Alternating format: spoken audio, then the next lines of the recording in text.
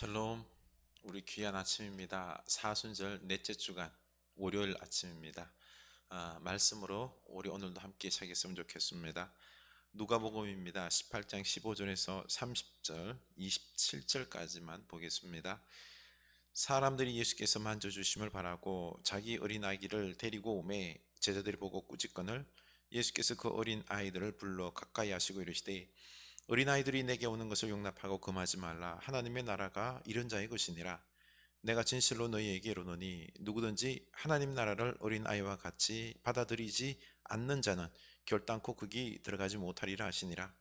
어떤 관리가 물어 이르되 선한 선생님이여 내가 무엇을 하여야 영생을 얻으리까? 예수께서 이르시되 내가 어찌하여 나를 선하다 일컫느냐? 하나님 한 분 외에는 선한 이가 없느니라.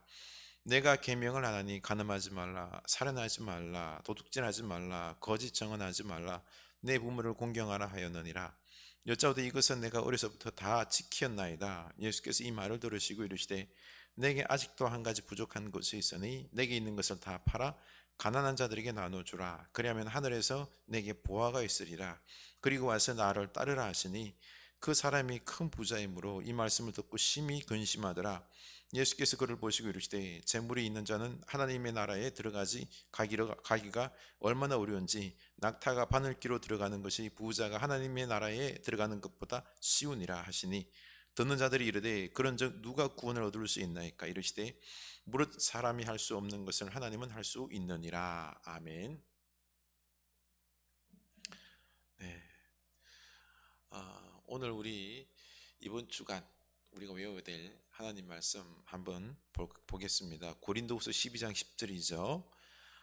그러므로 내가 그리스도를 위하여 약한 것들과 능력과 궁핍과 박해와 공고를 기뻐하노니 이는 내가 약한 그때의 강함이니라. 아멘. 다시 한 번 더 읽어보겠습니다. 그러므로 내가 그리스도를 위하여 약한 것들과 능력과 궁핍과 박해와 공고를 기뻐하노니 이는 내가 약한 그때의 강함이라. 아멘. 네, 한 주간 잘 외울 수 있기를 원합니다.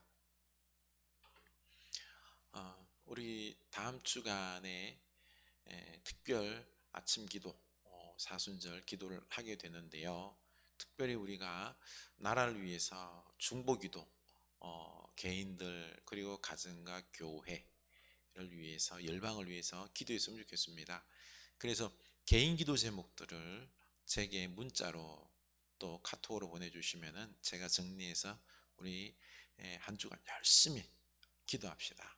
우리 하나님께서 역사하실 것입니다. 네, 말씀 봅시다. 예수님은 어린아이를 통해서 하나님 나라를 설명해 주고 계십니다. 15절 보면 사람들이 예수께서 만져주심을 바라고 자기 어린 아기를 데리고 오매 제자들이 보고 꾸짖거늘 예수께서 그 어린 아이들을 불러 가까이 하시고 이르시되 어린아이들이 내게 오는 것을 용납하고 금하지 말라. 하나님 나라가 이런 자의 것이니라. 이렇게 놀라운 말씀을 선포해 주고 계십니다. 그 당시 아이들이란 존재는 아주 하찮게 취급을 받았습니다. 노동력도 없고 힘도 없는 존재이기에 아이들은 존중받지를 못하던 시대였습니다. 그래서 오병이어의 기적 때에도 숫자에 들어가지도 않았지요. 이렇게 제자들도 어린아이들을 꾸짖으면서 그냥 쫓아냈습니다. 너희들은 필요 없어. 아주 하대한 거죠. 그러자 예수님은 새로운 가치 질서를 하나님 나라의 가치 질서를 말씀하십니다. 하나님의 나라는 그 뜬구름 잡는 듯한 말이 아니라 아주 구체적으로 바로 이런 어린 아이들의 것이니라고 말씀하십니다. 하나님 나라가 어린아이처럼 약하고 힘없는 자들의 것이라고 말했는데요. 이것은 바로 약한 자들과 가난한 자들, 병든 자들이 귀하게 대우받는, 존중받는 이런 가치가 있는 나라가 하나님의 나라다라는 것입니다. 그래서 17절에서 누구든지 하나님의 나라를 어린아이와 같이 받아들이지 않는 자는 결단코 거기 들어가지 못하리라고 말씀하십니다. 어린아이처럼 순수하게 이런 하나님의 나라 가치관대로 받아들이고 살지 않는 자들은 들어올 수가 없다는 것입니다. 하나님의 말씀을 따라서 어린아이와 약자를 존중하고 환대하지 않는 자들은 천국에 들어올 수 없다는 것입니다. 이때 한 부자 관리가 예수님께 와서 묻죠. 선한 선생님이여, 내가 무엇을 하여야 영생을 얻으리까? 바로 내가 무엇을 해야지 하나님 나라에 들어갈 수 있습니까? 묻는 것입니다. 이 부자 관리를 향하여 예수님께서 10계명 중에 이웃을 향한 제5계명에서 9계명까지 어려서부터 다 지켜왔다는 이 부자 관리를 향해서, 다시 말해서 간음하지 않았고 살인하지 않았고 도둑질하지 않았고 거짓 증언하지 않았고 부모를 공경했다고 자부하는 이 관리를 향하여 예수님은 그의 재산을 팔아 가난한 자에게 나눠주라고 하셨습니다. 이는 그가 가난한 자들을 외면하고 필요 이상으로 재물을 쌓았으니 이웃의 소유를 탐내지 말라는 제 10계명의 이 고발에 자유로울 수 없다는 이 지적인 것입니다. 그가 쌓아놓은 수많은 재물은 누구의 것이에요? 바로 가난한 자의 몫이다라는 것입니다.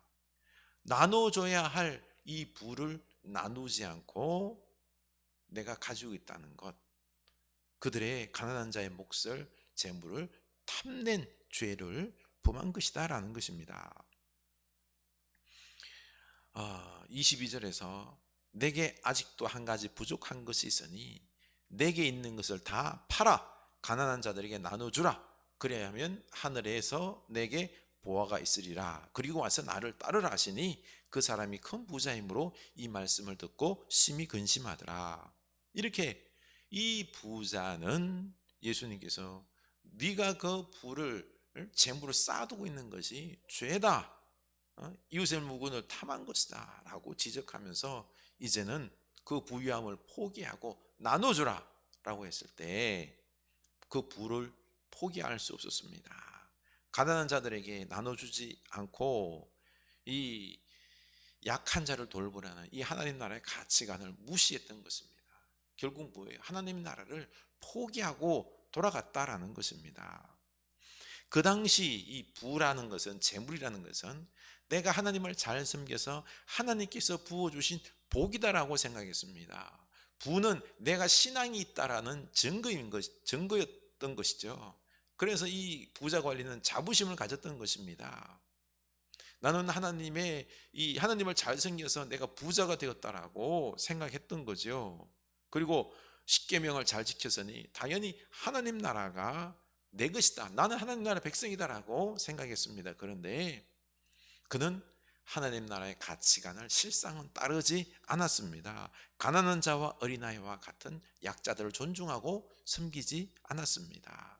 자기가 하나님을 잘 섬겨서 복을 받아서 부자라고 착각 가운데 살고 있었던 것이지 정작 하나님 나라의 가치관과는 반대로 살고 있었던 것입니다. 그리고 또 어린아이처럼 순수하고 순진하게 지금 하나님의 말씀, 예수님의 말씀을 받아들여야 되는데 그렇지 않았다는 것입니다. 분명히 예수님께서 내게 있는 것을 다 팔아서 가난한 자들에게 나눠주고 나를 따르라 하시며 하나님의 나라의 백성이 되고 제자가 되는 축복의 길을 제시하셨습니다. 그러나 듣고 심히 근심만 하고 돌아갔다라고 했습니다. 아이들처럼 예수님 말씀을 순전하게 들었다면 하나님 나라가 그의 것이 될 수 있었을 것인데, 그러나 이 순전하게 듣고 순종하지 않았기 때문에 하나님 나라에 들어갈 수가 없는 것입니다. 참 축복의 기회였는데요, 그는 천국을 발로 걷어찬 것입니다. 결국 이 부자관리는 하나님보다 물질을 더 사랑한 것입니다. 하나님을 믿는 것이 아닙니다. 이 세상의 물질을 더 사랑한 것입니다. 하나님을 믿고 따르지 않는 것이죠. 예수님의 이 말씀을 듣고 따르는 게 하나님의 말씀을 듣고 따르는 것인데 그는 거절한 것입니다. 천국을 거절한 것입니다.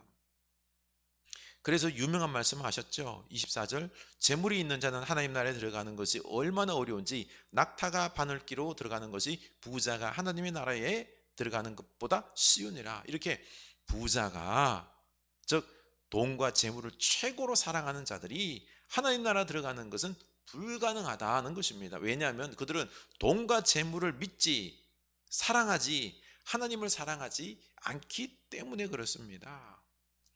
오늘날 우리 사회가 몸살을 앓는 것이 바로 돈 때문입니다. 부동산과 주식 투기로 LH 공무원들이 조사를 받더니 못 견디고 자살하고 지금 난리가 났지 않습니까? 이 공무원들만 뭐라고 그러는 것이 아니라 지금 수많은 부자들, 사람들이 이렇게 투기로 돈을 번 것입니다. 그래서 우리나라가 지금 부동산 버블이 심각합니다. 이 죄악이 지금 막 터져나오고 있는 것입니다. 예수 잘 믿어서 하나님께서 부동산 부자가 되게 해주신 게 아닙니다. 진짜로 내가 하나님 나라 백성인 것을 확인하는 것은, 내가 진짜로 부동산 부자가 된 게 하나님의 축복이라 생각하지 말고, 내가 하나님 나라 백성인 확인하는 것은 약하고 가난한 자들을 존중하며 그들에게 나눌 줄 아느냐, 이게 중요하다는 것입니다. 이렇게 내 재산을 함께 나눈다는 것은 쉽지가 않습니다. 여러분 나눠줄 수 있겠어요? 예? 뭐 카카오 회장 나눠준 거, 여러분 그거 쉽게 생각하면 안 됩니다. 그래서 27절, 사람이 할 수 없는 것을 하나님은 할 수 있느니라고 했습니다. 하나님의 은혜를 구할 수 있기를 원합니다. 사실 우리가 내 재산 나눈다는 게 쉽지가 않습니다. 하나님께서 우리의 마음을 주장하셔서 하나님을 사랑하게 하시고 가난하고 약한 자들을 사랑하고 존중해서 나눌 줄 아는 이 귀중한 하나님 나라의 가치를 심어 달라고. 나는 불가능하나 하나님은 가능하신 줄로 알고 우리 기도하는 우리가 될 수 있기를 원합니다. 오늘날 사회에 하나님 나라를 이루는 제자들이 되어야 합니다. 우리가 진정 이 지금 여러 가지 문제로 산적한 우리나라의 모습 아닙니까? 하나님 나라의 가치관으로 우리가 변화시켜야 됩니다. 어떻습니까? 나는 하나님 나라의 가치관으로 살아가고 있습니까? 나는 하나님의 백성입니까? 나는 천국 백성입니까? 조용히 물어볼 수 있기를 원합니다. 나 자신이 물어보고 우리 하나님께 기도할 수 있기를 원합니다.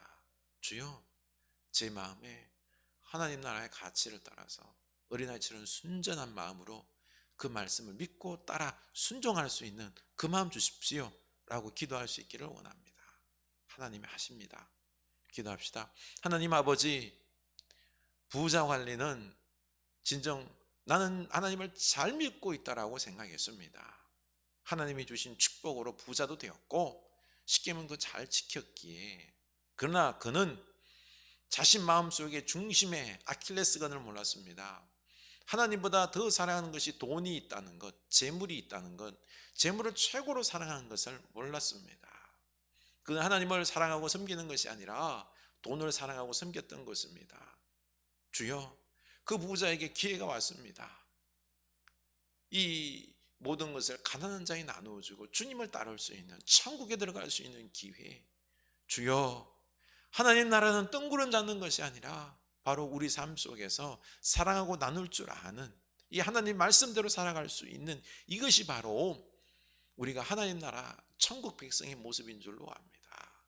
주여, 죽어서 가는 그런 어떤 미래적이고 그냥 지금과 너무 동떨어진 그런 모습이 아니라 지금 현재 삶 속에서 하나님 나라로 천국을 이루며 만들고 살아갈 수 있는 우리들 되게 하여 주시옵소서. 하나님, 그런데 이게 잘 안 됩니다. 우리는 돈을 너무 사랑합니다. 지금 우리 먹고 사는 이런 부분들, 주여, 좀 더 잘 살기 위해서 우리는 내 것 나누기를 힘들어하고 있습니다. 주님께서 지금 우리에게 무엇이 우상인지를 말씀하고 계십니다. 주여, 이 부자 관리나 우리나 똑같습니다. 하나님보다 돈을 더 사랑합니다.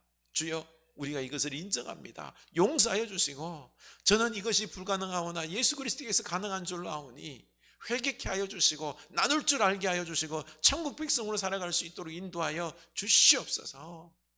말로는 천국 백성이라고 하지만은 돈을 더 사랑하는 이런 천국과 동떨어져 있는 우리들 되지 않게 하여 주시옵소서. 어린아이와 같이 순전한 믿음을 우리에게 허락하여 주시옵소서. 순종할 줄 아는 믿음을 우리에게 주시옵소서. 예수님 이름으로 기도드립니다. 아멘.